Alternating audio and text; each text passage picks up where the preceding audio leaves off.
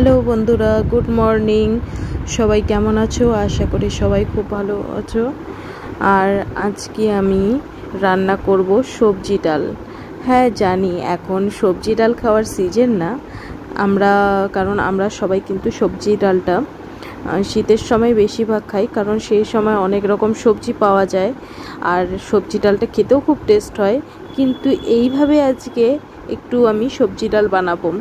অনেক সময় তো আমাদের এমনি ডাল খাওয়াই হয়, আর তাই ভাবলাম যে কিছু সবজি দিয়ে আমি আজকে একটু সবজি ডাল করে নিই। এর জন্য প্রথমে আমি মুগ ডালটাকে ভালো করে ভেজে নেব। আর মুগ ডালকে কিন্তু সবসময় ভালো করে ভেজে নিলে কিন্তু খুব ভালো হয়। প্রথমে ভালো করে ভেজে নিতে হবে, তারপরে জল দিয়ে ভালো করে আমি ধুয়ে নেব। দেখো আমি কি করে রান্না করছি, আমার পুরো ভিডিওটা আমার সাথে থাকো। আর আমার ভিডিওটা যদি ভালো লেগে থাকে লাইক সাবস্ক্রাইব অবশ্যই করো। আর এইভাবে যদি তোমরা পাশে থাকো, আমার কিন্তু ভিডিও বানাতে ভালো লাগে। চলো আমরা ভিডিওটা দেখে নিই এবার। প্রথমে আমি কড়াইটা নিয়ে নিয়েছি ভালো করে মুগ ডালটা ভেজে, তারপর আমি জল নিয়ে নিয়েছি, কড়াইয়ে জল দিয়ে দিলাম ভালো জল। তারপর আমি এটাকে ভালো করে ডলে ডলে ধুয়ে নেব। দেখো খুব নোংরা টোংরা কিন্তু বেরোয়, যদিও এটা আগে প্রথমে ভাজাটা ভেজেছিলাম, একটা ভাজি করেছিলাম, সেটারই কিছু ছিলকা পড়েছিল। এটা এমনিতে কিন্তু চাল যেভাবে ধুলে যেমন একটা নোংরা থাকে, নোংরা বেরোয়, ঠিক ওরকম কিন্তু নোংরা বেরোয়। তাই ডালকে কিন্তু সবসময় ভালো করে ধুয়ে নিতে হয়, ধুয়ে তারপর কড়াইতে দিতে হয়। তার জন্য আমি ডালটা প্রথমে ধুয়ে নিলাম। জলটা ওইদিকে ফোটা শুরু হয়ে গেছে, আমি পুরো ডালটা দিয়ে দিলাম, একটু নুন দিয়ে দিলাম।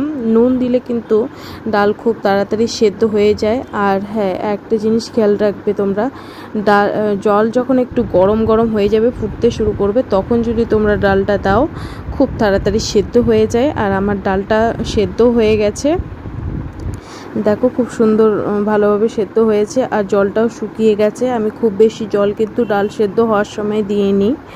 দেখো কত সুন্দর নরম হয়ে গেছে ডালটা, একদম এমনি হাতা দিয়ে যদি একটু প্রেস করি তবে তাহলেই গলে যাচ্ছে।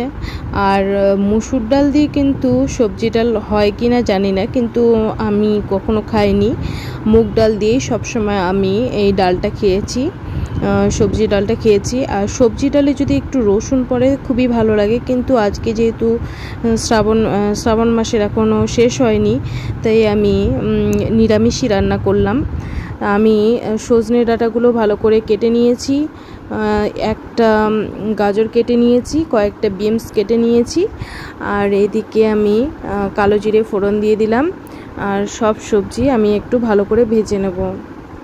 আজকে আমি ফুলকপি সবজি ডালের মধ্যে অ্যাড করতে চেয়েছিলাম, কিন্তু সবজি ডালে অ্যাড করার জন্য যে মাংসর দামে আমাকে ফুলকপি কিনতে হবে, সেটা আমি একদমই আশা করিনি, তাই আমি কিনিও নি। কারণ এদিকে আমি মশলা গুছিয়ে নিয়েছি, কারণ একটা ফুলকপির দাম কিন্তু 50 টাকা, আর খুবই ছোট পরিমাণের।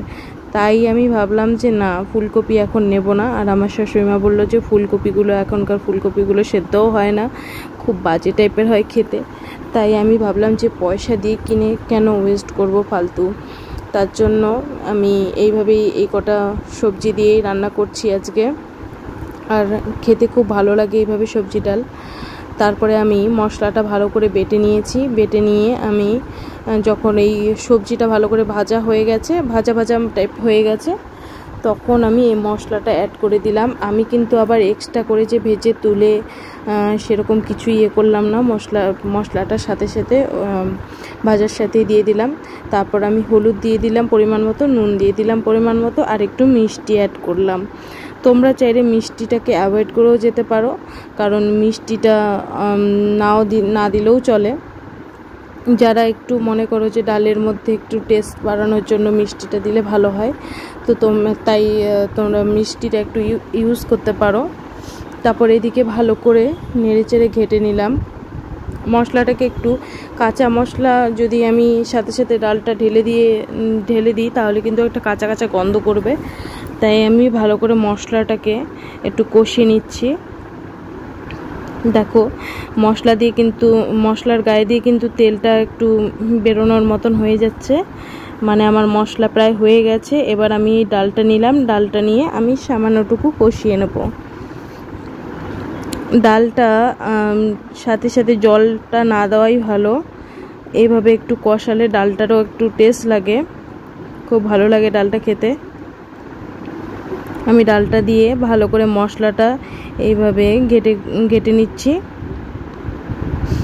আর সজনে ডাঁটাগুলো কিন্তু খুব ভালোভাবে সেদ্ধ হয়ে গেছে, ভাজার সাথে সাথে কিন্তু সব কিছুই ভালোভাবে সেদ্ধ হয়ে গেছে। এরমভাবে ঘেটে নেওয়ার পর আমি পাশে গরম জল বসিয়েছি, সেই গরম জলটা আমি অ্যাড করব।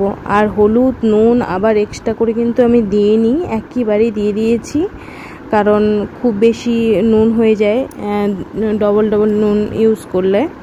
এদিকে আমি জলটা দিয়ে দিলাম, গরম জলটা দিয়ে দিলাম। আর সেদ্ধর সময় খুবই সামান্য পরিমাণে নুন দিয়েছি, কারণ সেদ্ধর সময় যদি তোমরা একটু নুন দিয়ে দাও তাহলে খুব তাড়াতাড়ি সেদ্ধ হয়ে যাবে। যে কোনো জিনিস, যেমন আলু যখন সেদ্ধ করবে তখনও যদি সামান্যটুকু নুন দিয়ে দাও তাহলে কিন্তু খুব তাড়াতাড়ি সেদ্ধ হয়ে যায়। আর এদিকে আমি গরম জলটা অ্যাড করে দিলাম। এবার আমি ডালটা হওয়ার জন্য অপেক্ষা করব। আমার ডাল প্রায় হয়ে গেছে আর অনেকটা জল শুকিয়েও গেছে।